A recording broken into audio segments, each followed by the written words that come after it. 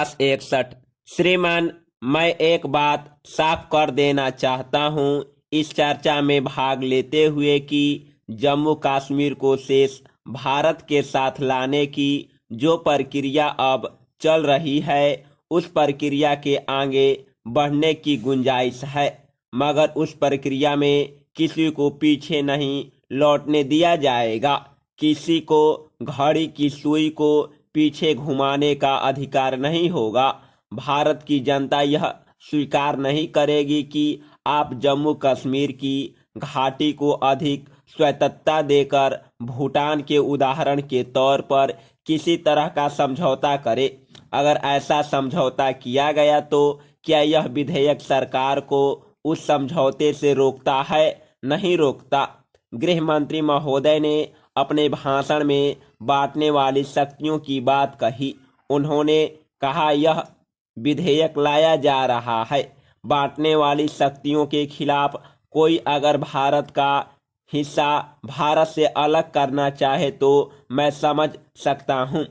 कोई अगर चीन या पाकिस्तान या किसी तीसरे को देना चाहे तो मैं समझ सकता हूं, लेकिन यह जो बांटने वाली शक्तियां हैं, प्रधानमंत्री और गृह मंत्री की कल्पना का जो राष्ट्रीय एकीकरण है उसमें खतरा डालती है। यह बात हमारे दिमाग में संदेह पैदा करती है। राष्ट्रीय सर्वप्रभुता और राष्ट्रीय अखंडता इसकी अभी तक सर्वमान्य परिभाषा नहीं हुई है।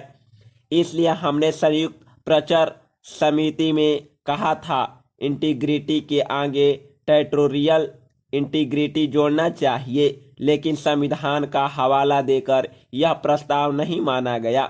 मैं कहना चाहता हूं कि जो भी चुनौती पैदा होती है उससे राजनीतिक स्तर पर निपटना होगा। गृह मंत्री महोदय भी मानते हैं कि खाली कानून बनने से ऐसी शक्तियों से निपटारा नहीं हो सकता, लेकिन मैं पूछना चाहता हूं कि फिर कानून में आप ऐसे अधिकार क्यों लेना चाहते हैं? यह विधेयक खाली सेशन और सेसेशन तक सीमित रहना चाहिए। देश की सर्वप्रभुता और अखंडता के लिए आपकी कल्पना के अनुसार जो संकट पैदा होते हैं उनका अनावरण आप राजनीतिक स्तर पर करिए।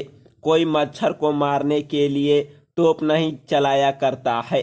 देश में भाषावाद, प्रांतवाद और छोटे छोटे स्वार्थ अपना सिर उठा रहे हैं। अगर हमें लोकतंत्र में विश्वास है, देश की जनता में विश्वास है, जिस विश्वास की दुहाई राजभाषा विधेयक पर भाषण करते हुए वह दे रहे थे, वह संकटों का निवारण करने में समर्थ होना चाहिए। फिर इस विधेयक को लाने की आवश्यकता क्यों पड़ी, यह स्पष्ट करें।